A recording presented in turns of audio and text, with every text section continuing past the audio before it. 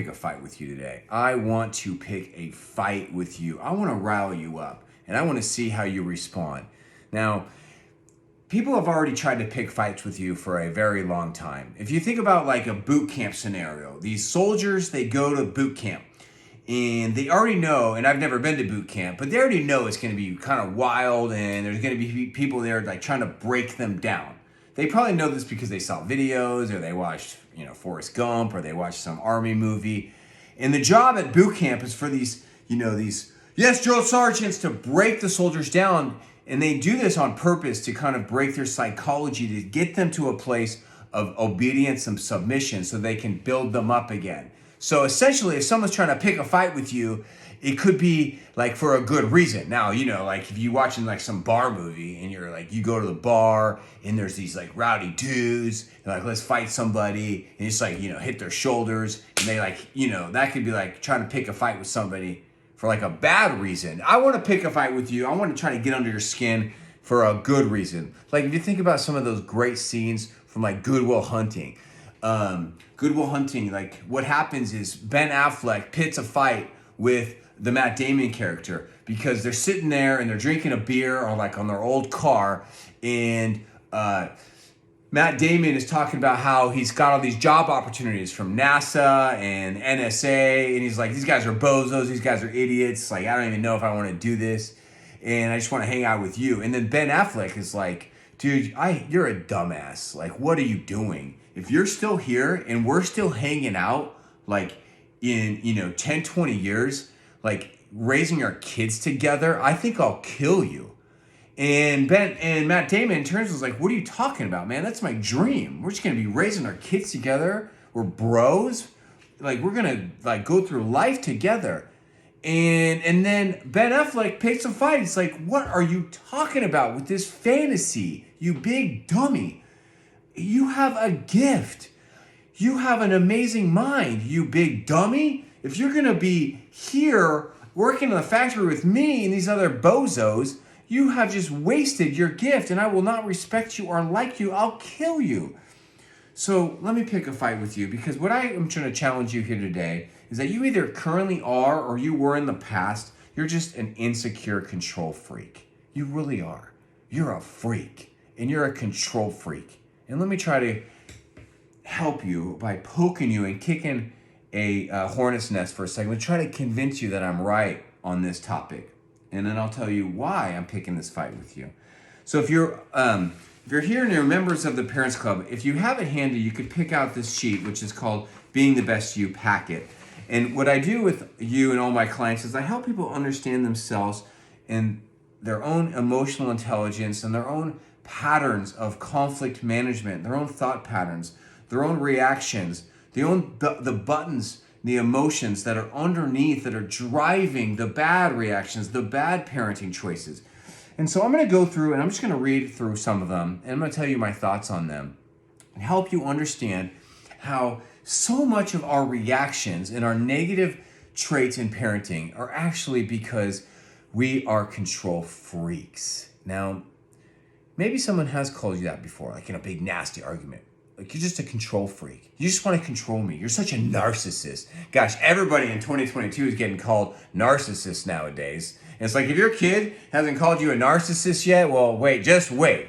Because it's like the new word now, right? It's like if you have an ex, you are the narcissist or you were married to a narcissist. It's like the hot button word. You know what's crazy now is, what's interesting is that we got a bunch of kids that over the last 3 or 4 years have been struggling with gender identity, and like they think, yeah, maybe I'm trans or this and that. Now the new thing that the kids are doing here, maybe it's happened to you yet, is now what they're saying is they're diagnosing themselves as autistic. So yeah, I have autism. I think I have autism, Mom. It's like a new thing. It's pretty interesting. We'll be hearing about that a lot in the next decade or so. All right, so I'm going to go down the list and I'm just going to read some of these things. So I'm going to start with the A's and then work some. These are all reactions that normal, loving people do, healthy people and unhealthy. Acting out. You sometimes do more of these. You hit someone, you hit a wall, you rage, You obsess about a person or hobbies. You drink alcohol. You abuse alcohol. You vape. You cheat. You steal. Play with fire. Pornography. Binge eat. Undereat. Overeat. Hide food. Hit yourself. Slam doors. Break rules. Break laws. Follow someone around the house. Self-harm. Run away. Threaten to run away. Hurt yourself. Threaten suicide. Ditch school. Sex or a hookup sexuality. Right? Why do people act out? Well, they act out because they're control freaks. Because they want control over their life and their situation. And they want to send a message to the world that you cannot control me. I control myself and you cannot control me. And I'm going to do this unhealthy acting out thing to send a message to the world, but really to myself, that I am in control. Anxious, let's go down the list. Anxious feelings and bodies is a symptom of what is happening in your mind. What is anxiety? Anxiety is a lot like laughter and crying. If you're concentrating on something really, really funny, watching a funny movie, then you're going to have funny thoughts. And then you're going to feel emotions that are related to funniness and comedy. Like you might feel lighthearted or jovial. And then your body is going to react with this thing called laughter. In fact, it might even be hard to hold back laughter. At socially inappropriate times, you're not supposed to laugh. But if you're thinking about something really funny, then it might be hard. Like if someone farts at a funeral or something, it might be hard to not laugh. But you shouldn't laugh because that's inappropriate. And if you're watching a really sad movie, well, then you're thinking about grief and sad things. And your body's going to react. And little water is going to start coming out of your eyes.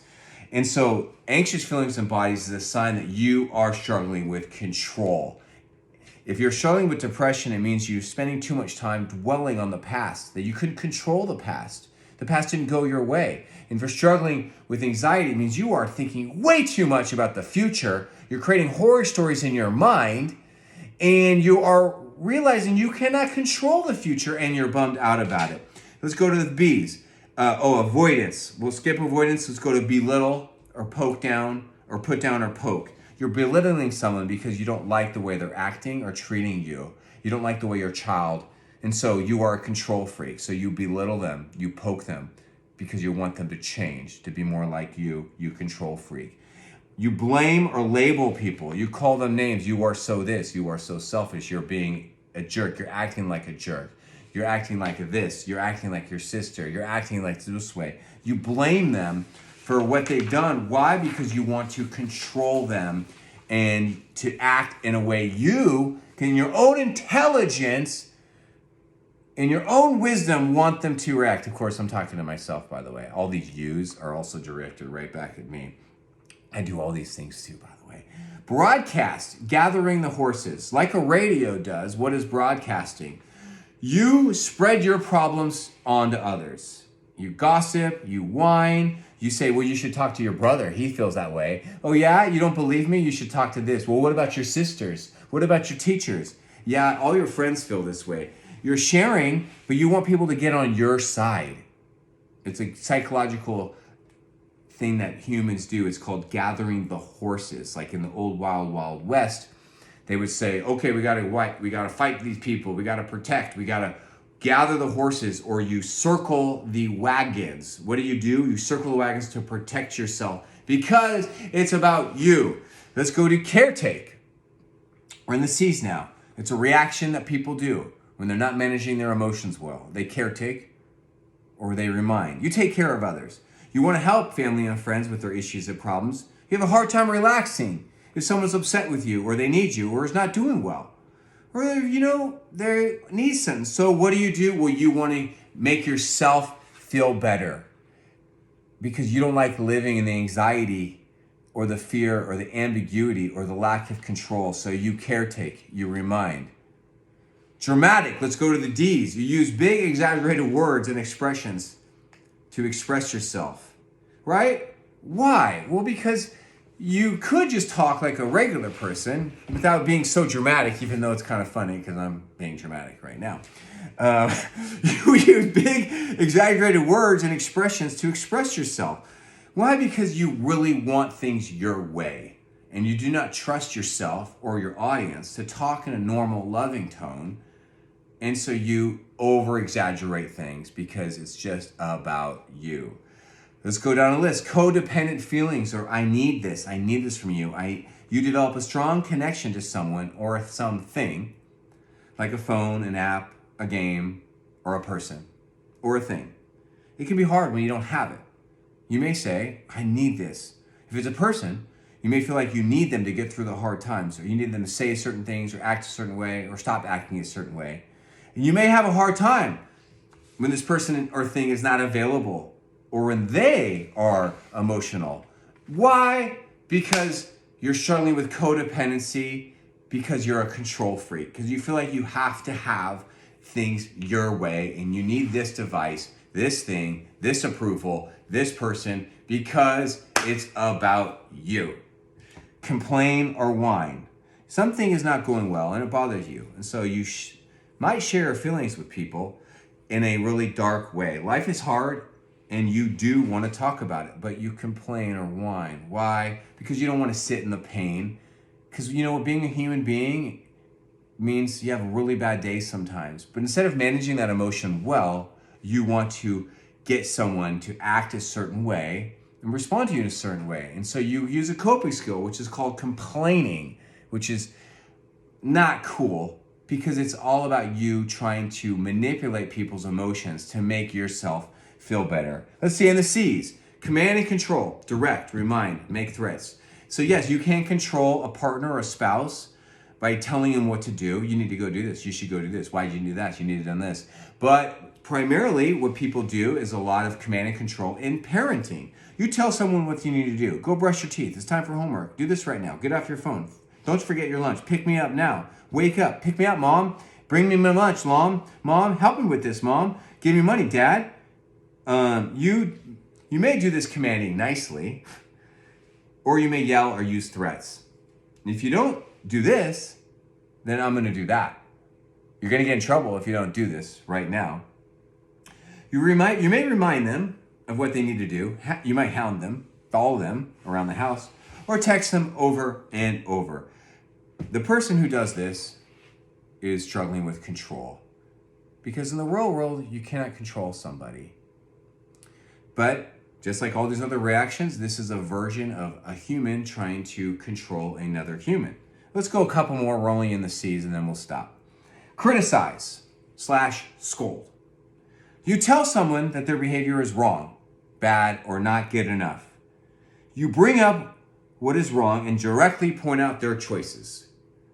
Dr. John Gottman has helped us see how criticism is extremely, extremely negative in a marriage or an adult romantic relationship. It often then leads to the other thing that is also extremely negative, which is defensiveness. So if you have a lot of defensiveness in your life, someone is being defensive, well, it's a good time to look in the mirror because you might be a very critical, criticizing person, scolding person. It's really interesting how you could actually say one thing and it can become off as a positive, what Gottman calls a complaint, which is a gentle, positive way of expressing a complaint. But on the other end of that, and it could be the same sentence, even just a different tone, even a different look in your eyeballs, it would then come off as criticism. Why do we criticize people, my fellow human beings? Why do we scold them? Well, the reason is because we are control freaks. And this is what humans struggle with. Defensiveness. C's to D's. Instead of listening to your family or friendly, you defend yourself by providing an explanation. Oh, everybody loves these explanations. You make excuses for your behavior. See also the reactions called pride and denial. I'll close with pride and denial because that just came up. Defensiveness, though. Why are you so defensive? Why don't you just accept that you maybe had a role in this? Why don't you just listen to them and accept that maybe it has nothing to do with you, right? Maybe that's just their own luggage, their own baggage, their own side of the tracks. They are allowed to feel what they want to feel. Are people allowed to have feelings around you? Are they allowed to be emotional? Are they allowed to feel certain things? Or no, it's just all about you and your control because you don't want to deal with someone else's feelings because it makes you feel uncomfortable. Because why? Because if you use defensiveness, it means you're struggling with control and you might be a control freak. Denial. 2 more. I don't like to think about the hard stuff. It's not fun doing that. You don't want to admit that you may not be doing as well as you think. This may sound like, hey, everything is fine. Or, I didn't do anything wrong. Stop making this a big deal. Or, you may try to push painful topics out of your mind and ignore them. See also pride. Why do human people do denial? Well, because they want control in their own narrative, right? They want to see the world the way they want to see it. And they don't want to accept that these chapters are unfolding in their Netflix episode. They don't want to accept that they have a character in their life who is not doing well or is acting a certain way or has issues with them, and they just want control over this narrative that they cannot control because they're not in control of anybody, but they can control themselves. So what do? Well, they create a denial narrative in their own mind, and they choose to not think about reality, and it is very painful. And lastly, we'll go to pride. Let's move over to the P's. Pride, arrogance, putting up a wall. Why do so many of us do this and struggle with this? Some of us on a daily basis. Why, drill sergeant? Well, you feel like things are fine the way they are. It may sound like, I'm good. Why are you upset? Or why are you acting this way? You're being dramatic. Everything's fine. I'm good. I'm great. In fact, I'm the best. I'm really good at this. You got a problem. Not me. Look at me. You're smaller than me. You're weaker than me. I'm the strong one. I'm the great one. The person doesn't know. You don't even know what you're talking about. I know what I'm doing. I'm good. Why do we talk this way? Why do we think this way? Well, because soldiers, we are control freaks and we want to control people and we don't want to feel vulnerable and we don't want to be gentle and we don't want to be vulnerable and we don't want to accept the reality that we are not always strong, that we are weak and imperfect and flawed. And that's actually okay to admit because it's true. But instead, what do? Well, we go to our reactions, which are just a form of putting our dukes up to protect ourselves and to control our lives and our minds. And it is all garbage, all unhealthy. These are all us at our worst. And we do these videos to love each other and to support each other and to heal and to remind ourselves that we don't need to do these reactions, that we can manage the challenges of life and the pains of life and the hardships of life. We can get through them and we can manage our emotions so they don't manage us. We can accept our own narratives in the painful circumstances of our life. Well, we cannot control our circumstances and we cannot control others. We can't control our mind. And that's really fun to think about. It's really empowering and it's life-changing. We cannot control our children, but we can't control ourselves. We can't control nature versus nurture.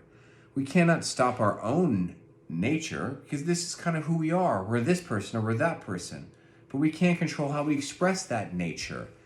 If we're the parents, well, we can't control the nurture because this is our house. And if you want to have a house full of lameness and lack of rituals and lack of love and abusing screens and abusing yelling and disconnection, well, then do it. You're the parent.